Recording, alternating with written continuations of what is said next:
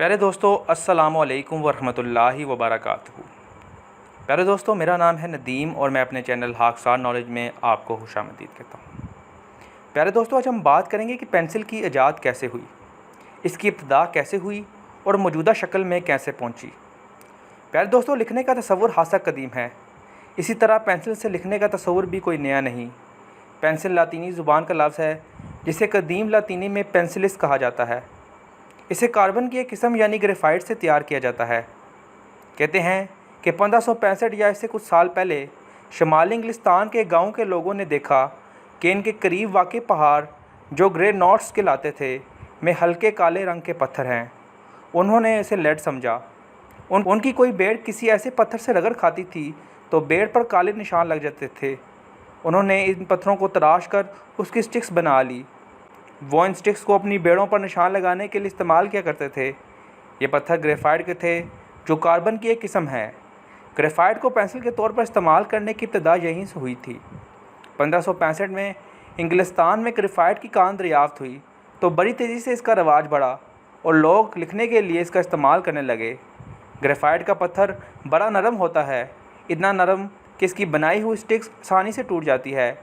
इसे टूटने से बचाने के लिए और इस खदशे के पेश नज़र कि हाथ ख़राब ना हो, इब्तिदा पर इस पर धागा और दीगर चीज़ें लपेटी जाती थी। फिर वक्त के साथ साथ इस पर लकड़ी चढ़ाने का नया तरीक़ अपनाया गया और यह तरीक़ इतना कामयाब रहा कि आज भी यही तरीक़ इख्तियार किया जाता है। प्यारे दोस्तों, पेंसिल के बारे में ये गलतफहमी पाई जाती है कि यह लेड से बनती है जो दाँत की एक किस्म है। बाज़ तो उसे लेड पेंसिल ही कहते हैं, हालांकि इसमें लेड का इस्तेमाल नहीं होता बल्कि ग्रेफाइट का इस्तेमाल होता है। दरअसल इब्तिदा में जब इस दाँत का इस्तेमाल निशान लगाने के लिए किया गया तो लोगों ने इसे लेड समझा और यही मशहूर हो गया। हकीकत यही है कि पेंसिल में लेड इस्तेमाल नहीं होता। प्यारे दोस्तों, ग्रेफाइट बहुत नरम होता है। 1795 में एक फ़्रांसीसी ने इसे कुछ सख्त करने का तरीक़ दरियाफ़्त किया। उसने ग्रेफाइट और मिट्टी का आमेज़ा बनाया और उसे पकाया। इस तरह वो ग्रेफाइट की कदरे सख्त स्टिक्स बनाने में कामयाब हुआ। आज भी इस तरीक़ से पेंसिल बनाई जाती हैं। प्यारे दोस्तों, 1885 में एक अमेरिकी ने पेंसिल की पिछली तरफ रबड़ लगाना शुरू किया ताकि इसके लिखने को बर वक्त मिटाया जा सके। 1839 में एक जर्मन बशिंदे योहान्सबर्ग ने सख्त ग्रेफाइट की बजाय इसके पेस्ट को प्रेशर के साथ सुराख वाली लकड़ी में भरना शुरू किया। ये एक नया तरीका था। प्यारे दोस्तों, आपके पास अगर पेंसिल है तो उसे गौर से देखें। इस पर HB लिखा होगा। H का मतलब है हार्डनेस यानी सख्ती और B का हर्फ ब्लैकनेस के लिए है यानी स्याही। ग्रेफाइट में स्याही जितनी ज़्यादा होगी वो इतना ही नरम होगा।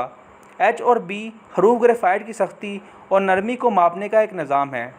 प्यारे दोस्तों, इस तस्वीर से इस बात की वजाहत होती है कि HB का मतलब है ग्रेफाइट की सख्ती और नरमी की दरमियानी हालत। ये पेंसिल बनाने के लिए बेहतरीन है। प्यारे दोस्तों, ये थी पेंसिल की इजाद के बारे में दिलचस्प मालूमात। अगर आपको वीडियो पसंद आई हो तो प्लीज़ मेरे चैनल को सब्सक्राइब करें, लाइक करें और कमेंट करके बताएं कि आपको वीडियो कैसी लगी।